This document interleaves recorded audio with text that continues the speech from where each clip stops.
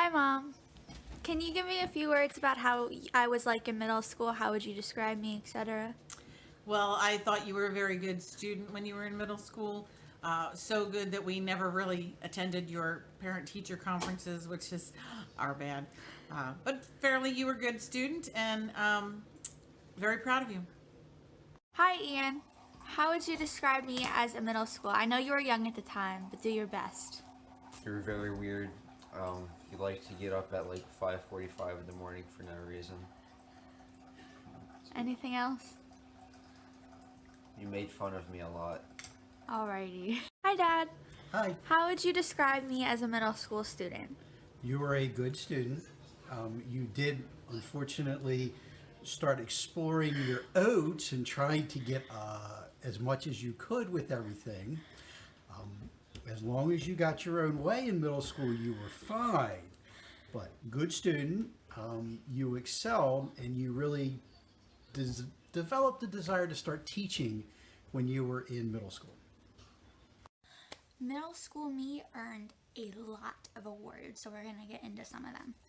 I won this one for a fantastic science presentation. I made penguin crafts. This is a certificate of participation because I was in the National Geographic Geography Bee in 5th grade. I didn't win, that's why I have the certificate of participation. When I was in 4th grade, I was in the 90th IKEA 6 ABC parade in Pennsylvania on the Philly Art Museum steps, and we have the letter detailing me everyone that I danced with and to thank me for it. We got honor roll many times in middle school. We also got the Perseverance Award in 6th grade for always giving 110% and never giving up. I successfully completed the 3-minute math challenge. I received a social studies award in 6th grade for excellence in social studies, and another honor roll and another honor roll. So in 6th grade, I had a B- and a B for my final grades in English, language arts, and science, and then the rest of them were all A's. That includes math. And I was promoted to grade 7. In grade 7, I finished with a C+ in science, B+ in social studies, B- in math, and a C+ in English, language arts. And I was promoted to grade 8. As of 2014, I had a D in ELA, a C- in science, and then the rest of my classes were A's. But then, as of April 30th, 2014, I had improved my grades very much, and I was one of those kids who my parents like to look at my grades, and if I was on the danger of failing, they weren't happy. So I wrote, she only has a couple of grades in, not everything is good, so that they knew my grade would be improving in that class. Next, I figured I would show some primary artwork and notes from science class. I'm unsure of what year this is, but it was what we did in science concepts. So there's some of it. As you can see, I really loved color and I really loved highlighter, and I loved animals. And down here it says and more. Just the listed were my favorites. And then we have some science definitions here in the back. Next, in 5th grade, we had Friday folders, and my parents had to sign off every week that my teacher said I was outstanding, satisfactory, what I did that week. And then there were also my interim grades. And I just like to read a short passage that I wrote in 5th grade to my teachers. I said, I am writing this to request your consideration in raising my grades. I did a foolish thing in not studying for my tests. I chose the fact from my parents that I did not study. I wanted to play outside with my friends and thought I could get away with not studying until just before the test. It was silly to think I could pass my test without studying the material.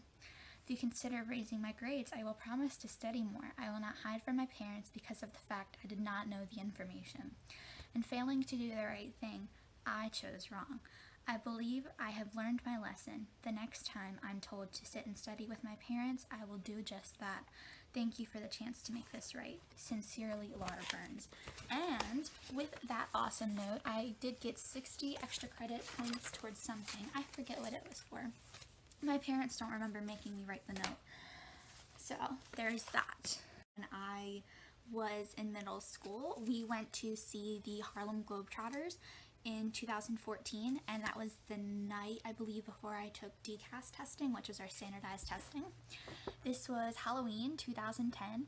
I was a witch. My brother, I think he was an astronaut, I'm not sure.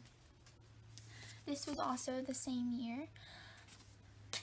We have a picture from the 2012-2013 school year. As you can see, I look the exact same, just with longer hair. In 6th grade, I played softball, so we have some of my softball pictures here. And then this was I believe this was my 6th grade school picture. Really fond of the tie. I still have this shirt. I don't know why, I still really liked it. Then we have my 8th grade class picture. This one looks more like me now.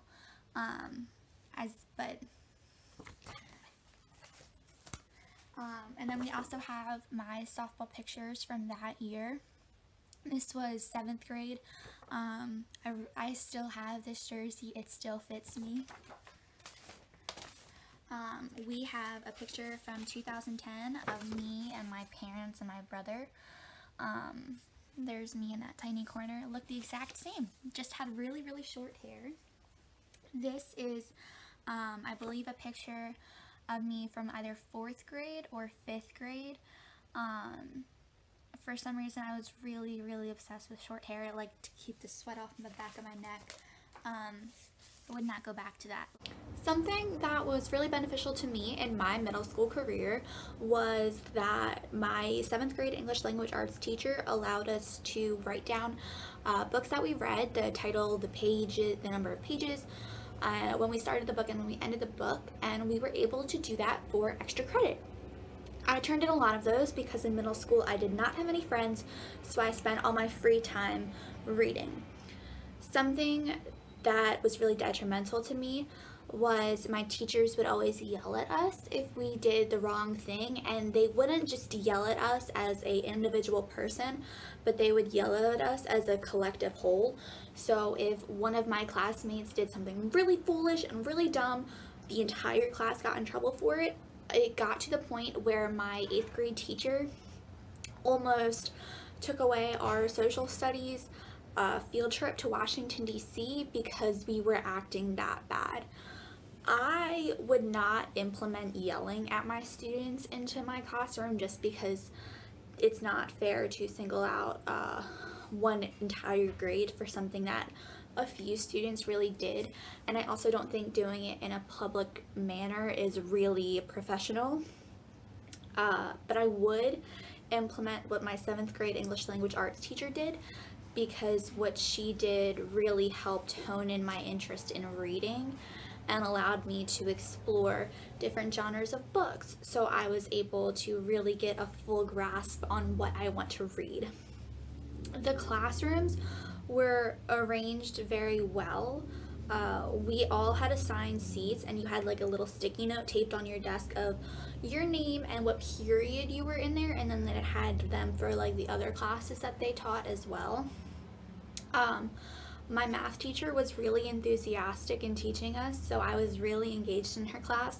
But my 8th grade English language arts teacher, after she told us that Santa Claus wasn't real, I stopped being really interested in that class, and I almost ended up failing it. So that just goes to show you that I was really interested in something that if my teacher was really enthusiastic and engaging and really not trying to bring me down, so to say, but I was not interested in the teacher that wanted to ruin my childhood type thing. But overall, like, my classrooms were arranged pretty well. We always had assigned seats. The only time we got free choosing of seats is in science when we did labs. My science teacher really held us accountable. Every week she did science note checks. So on one side of our notebook we had like class notes, and then on the other side we had to draw a picture about our class notes. I was not really good at drawing pictures, so I didn't do that. For the longest time my grade was in danger of failing because I refused to draw. But she collected them every week to really make sure that we were understanding the material and really knowing if like we were going to pass the tests or not, and so she could understand if she had to reteach something, which I thought that was really good. But being an English language arts teacher, a future English language arts teacher, instead of doing that to like make sure they're comprehending the material, whatever I'm teaching them, I'm gonna have them write a few, like 2 to 3 paragraphs about it, and then see if they're fully understanding the material, somewhat understanding the material, or not understanding the material at all. And then I will either have to go back and reteach it or just focus on some extra practice activities to see if they fully understand it. So part of my goal as a middle school teacher is to make sure my curriculum is challenging enough, but it's also easy enough for the students to understand, but I also really want them to grow through their curriculum. I also want to be empowering and be really like on the ball. I want them to be excited about their work. I want them to be excited about what they're writing, about what they're reading. Make sure that it's something that they really want to learn and want to do. And I really want to get the parents involved, because with parent support, your child can really flourish. My prior experiences in middle school were not the best. I had a lot of emotional and physical trauma, and I think that's going to really affect how I teach middle school, because all I really wanted in middle school was someone to be in my corner, whether it be a teacher or just someone in my class who noticed that I was acting differently.